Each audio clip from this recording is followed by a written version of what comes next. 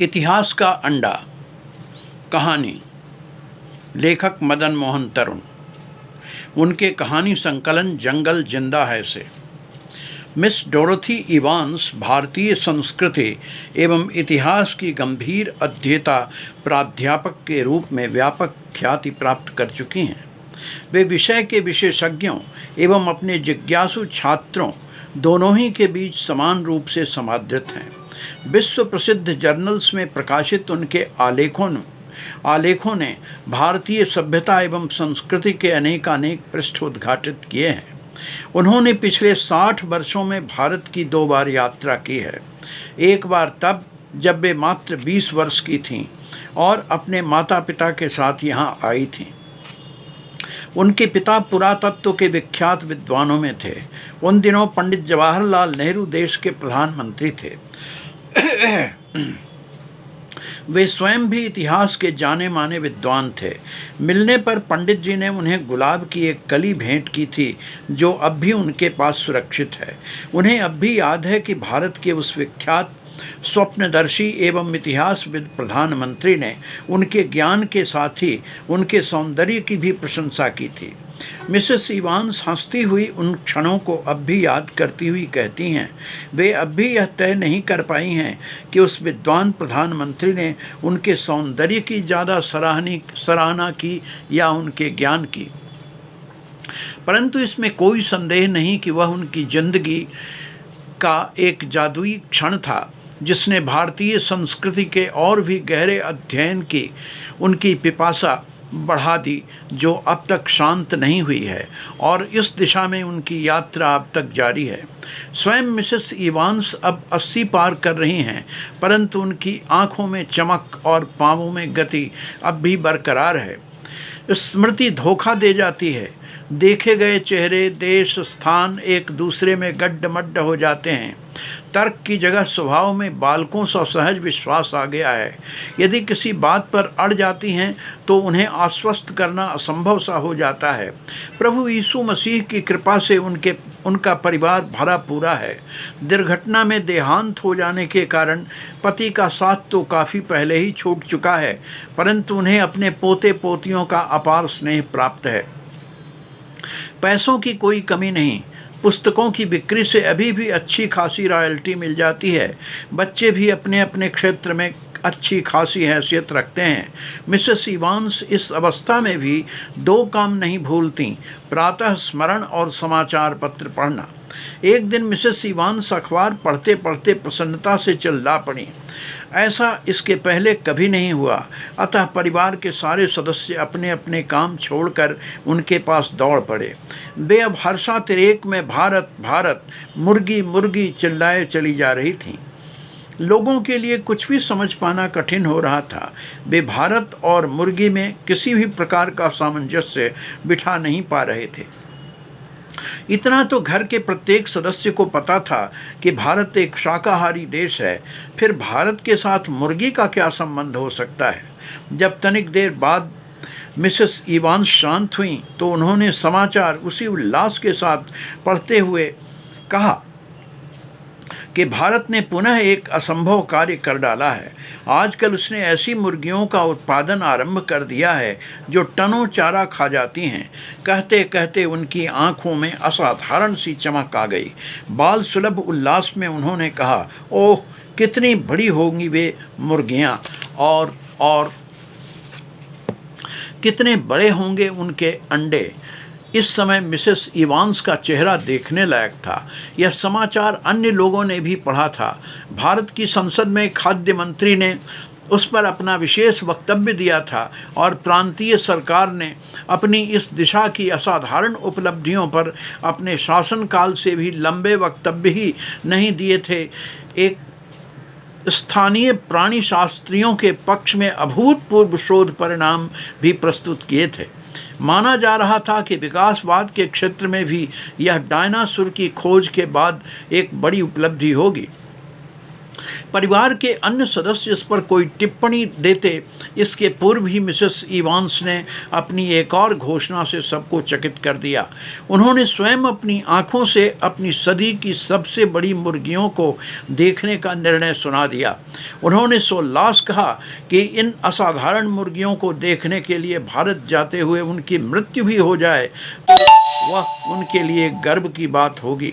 सभी Mrs Evans की जिद से परिचित थे। वे जानते थे कि अपनी जिद से उन्हें इधर उधर करना असंभव है। अंततः शीघ्रातिशीघ्र भारत यात्रा की सारी औपचारिकताएं पूरी कर ली गईं। जब वे यात्रा पर चली तो उनका पोता अलेक्जेंडर भी उनके साथ था। वायुयान से उतरकर मिसेस इवांस ने अपने पांव जब भारत की जमीन पर रखे तो उनका रोम रोम पुलकित हो उठा। वर्षों पूर्व की स्मृतियां उनकी आंखों के सामने लहरा उठीं। उम्र ने बहुत सी स्मृतियों को धुंधला कर दिया है। बहुत से पूर्व प्रसंग स्मृतियों में तो अंकित हैं, परंतु मस्तिष्क पर जोड़ देते ही वे छाया मूर्तियों की तरह किसी कोहरे से झांकती आकृतियों जैसी लगती हैं। समय, चेहरे, दृश्य, सत्य, कल्पना सब एक दूसरे में गड्ढमड्ढ हो जाते हैं, किंतु मन पुलक से भरा है।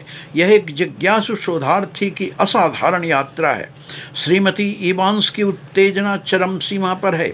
वे तो अभी और इसी क्षण उन मुर्गियों को देख लेना चाहती हैं जो आकार में किसी छोटे मोटे पहाड़ से कम नहीं होंगी, और फिर उन्हें टनों चारा खाते देखना कितना रोमांचक अनुभव होगा।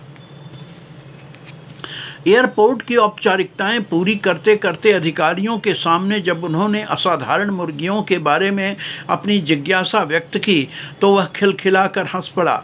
मिसेस इवांस को अपनी जिज्ञासा के प्रत्युत्तर में उस अधिकारी से ऐसी अटपटी प्रतिक्रिया की आशा नहीं थी। उन्हें सबसे अधिक आश्चर्य तब हुआ जब करीब करीब सभी अधिकारियों ने उनकी जिज्ञासा पर ऐसी ही प्रतिक्रिया व्यक्त की। उनके पोते अलेक्जेंडर ने उन्हें समझाया कि पहले वे होटल चलें, वहीं उन महान मुर्गियों को देखने की व्यवस्था की जाएगी। उसने उन्हें समझाया कि लोगों की अपनी अपनी रुचि होती है। कई लोगों को बड़ी बड़ी बातें भी प्रभावित नहीं करती, इसलिए इनकी प्रतिक्रियाओं पर ध्यान देने की आवश्यकता नहीं। यथा व्यवस्था वे होटल पहुँचे, परंतु मिसेस इवांस को चैन कहाँ। हाथ मुंह की सफाई के पश्चात वे रिसेप्शन कक्ष में पहुँची। वहाँ एक सुदर्शना युवती ने मुस्कुराते हुए ससम्मान एवं आत्मीयतापूर्वक उनका स्वागत किया। वह अतिशय रुचिपूर्वक लोगों की जिज्ञासाओं का समाधान कर रही थी। युवती ने पूछा कि वह उनकी क्या सेवा करे, तो मिसेस इवांस के मुँह से निकला, मुर्गियाँ। अब सामने बैठी युवती के चेहरे का रंग बदल गया। उसने मिसेस इवांस को बड़े गौर से देखा और उनके मंतव्य को समझने की चेष्टा की। उसने समझा सामने की बुजुर्ग महिला भोजनादि संबंधी अपनी रुचि के बारे में कुछ बतलाना चाह रही हैं। वह उनसे अगला प्रश्न करने ही जा रही थी कि मिसेस इवांस ने तत्पर जिज्ञासापूर्वक पूछा, दरअसल मैं उन मुर्गियों को देखना चाहती हूँ जो टनों खाना खा जाती हैं। मैं उन्हें भी देखने भारत आई हूँ, परंतु यहाँ उनके बारे में कोई कुछ बतलाता नहीं। मिसेस इवांस की बातें सुनते ही विशेष प्रकार से प्रशिक्षित युवती खिलखिलाकर हंस पड़ी। उसे लगा सामने खड़ी युवती हल्के फुल्के मजाक के मूड में है, परंतु उनकी गंभीर मुखमुद्रा देखकर उसने हंसी से थिरकते अपने शरीर को नियंत्रित किया। मिसेस इवांस इस प्रकार की प्रतिक्रियाओं पर चकित थीं। पास ही कुर्सी पर बैठा एक संभ्रांत सा दिखने वाला दुबला पतला लंबा सा आदमी उन दोनों महिलाओं की बातें सुन रहा था और गौर से उनके हाव भाव परखने की कोशिश कर रहा था। उसने अत्यंत सम्मानपूर्वक मिसेस इवांस से कहा, मैडम, यदि आपको कोई आपत्ति न हो तो मैं आपको उन मुर्गियों के बारे में जानकारी दूं। ये शब्द सुनते ही मिसेस इवांस की आंखें चमक उठीं। उन्हें लगा कि इतने बड़े देश में कोई तो एक ऐसा आदमी मिला जो उनकी भावनाओं को समझता है। उन्होंने उस आदमी को अपने कक्ष में आमंत्रित किया।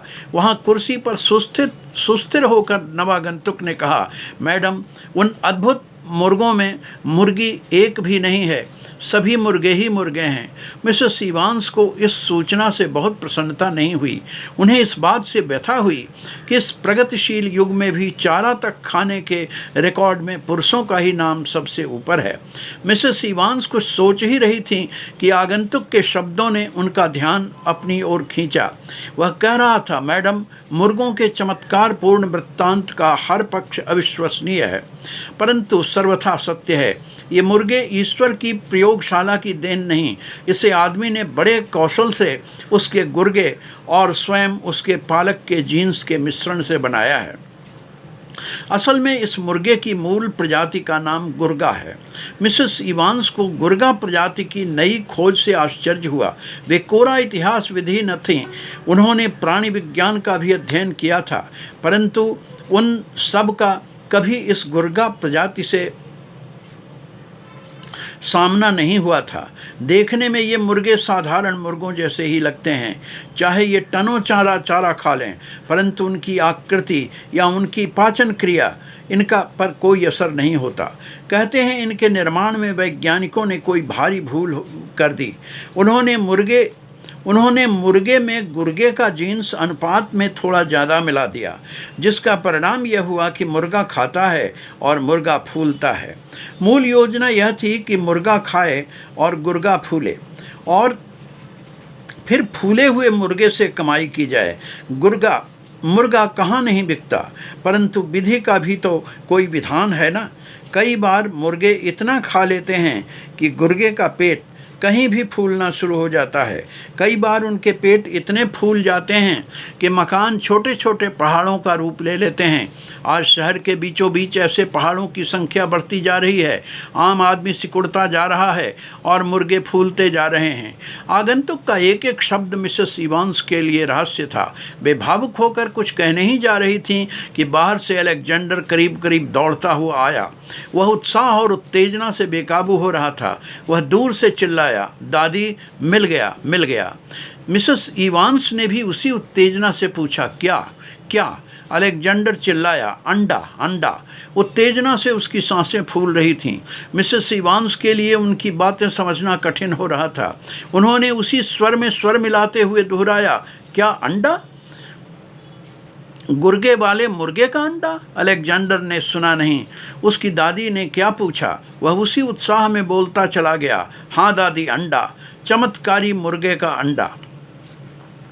वह भी बहुत दूर नहीं है, पास ही है, इतना मजबूत और इतना बड़ा कि उस पर सैकड़ों लोग चढ़ सकते हैं। दादी, पहाड़ जैसा अंडा। सुनते सुनते मिसेस इवांस की आंखें चमकने लगीं। लगता है उनका सपना पूरा होने वाला है। इसी महान पल के साक्षात्कार के लिए तो वे भारत आई हैं। वे तुरंत चलने को तैयार हो गईं। उन्होंने आगंतुक को भी अपने साथ चलने को कहा। यद्यपि आगंतुक के लिए यह सब कुछ रहस्यों से कम नहीं लग रहा था, फिर भी वह उनके साथ चलने को तैयार हो गया। तनिक दूर आगे बढ़ने पर अलेक्जेंडर ने सोत्साह दादी को सामने दिखाते हुए कहा, वह दादी, वह रहा अंडा। मिसेस इवांस ने उधर देखता तो देखती रह गईं। मैदान की एक दिशा में पर्वत सा विशालकाय एक अंडा किसी दैवी चमत्कार सा अर्धाकार रूप में पृथ्वी पर दृढ़ता से स्थापित था। मिसेस इवांस उसे विस्मित विमुग्ध भाव से देखती रह गईं। ओह, कितना महान देश, जिसका अंडा तक असाधारण और अतुलनीय है। तभी नवागंतुक ने पास आकर कहा, मैडम, यह गुर्गे का अंडा नहीं, इतिहास का अंडा है। 1786 में कैप्टन जॉर्ज गार्सी नामक मुर्गे ने इसे रचा था। इसे पटना का गोल घर कहते हैं, परंतु लगता था मिसेस इवांस किसी दौरे से गुजर रही थीं। उनका अपना इतिहास ज्ञान इस समय गड्ढमड्ढ हो गया था। वे तेजी से बच्चों की तरह किलकारी मारती हुई सीढ़ियों के ऊपर चढ़ी जा रही थीं। अद्भुत दृश्य था। ऊंचाइयों के सामने लहराती गंगा दिखाई दे रही थी और सामने ऐतिहासिक दस्तावेजों का महान नगर पाटलिपुत्र दूर दूर तक फैला हुआ दिखाई दे रहा था। मिसेस इवांस जैसे जैसे ऊपर चढ़ती जा रही थीं, वैसे वैसे दूरियां खुलती जा रही थीं। अब मिसेस इवांस ने अपनी दूरबीन लगा ली। उन्होंने कुछ दूर पर एक विशाल महल देखा, जिसके ऊपर एक विशाल मूर्ति खड़ी थी। उसके आगे बाल घोड़े के बाल से कटे हुए, धोती सी कोई चीज, गंजी पहने हुए वह मूर्ति पुरुष कभी किसी सर्कस का विदूषक सा लगता तो कभी किसी नायक जैसा। मिसेस इवांस ने अपनी दूरबीन आगंतुक को देते हुए उस मूर्ति विदूषक के प्रति अपनी जिज्ञासा व्यक्त की।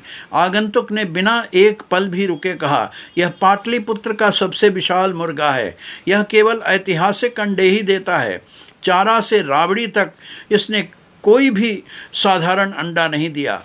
मिसेस इवांस ने आगंतुक की कुछ बातों को सुना, कुछ नहीं सुना। वे तो सामने देख रही थीं, जहां चारों ओर इतने बड़े बड़े अंडे अपनी जड़ें जमाए हुए बैठे थे और आम लोगों का चलना फिरना तक कठिन होता जा रहा था। लेकिन मिसेस इवांस अब तक इतना समझ चुकी थीं कि इतिहास हमेशा आदमी ही नहीं बनाते, इतिहास का एक बड़ा भाग अंडे भी बनाते हैं। यह दृष्टि उनकी इस यात्रा की कोई साधारण उपलब्धि नहीं थी। मदन मोहन तरुण।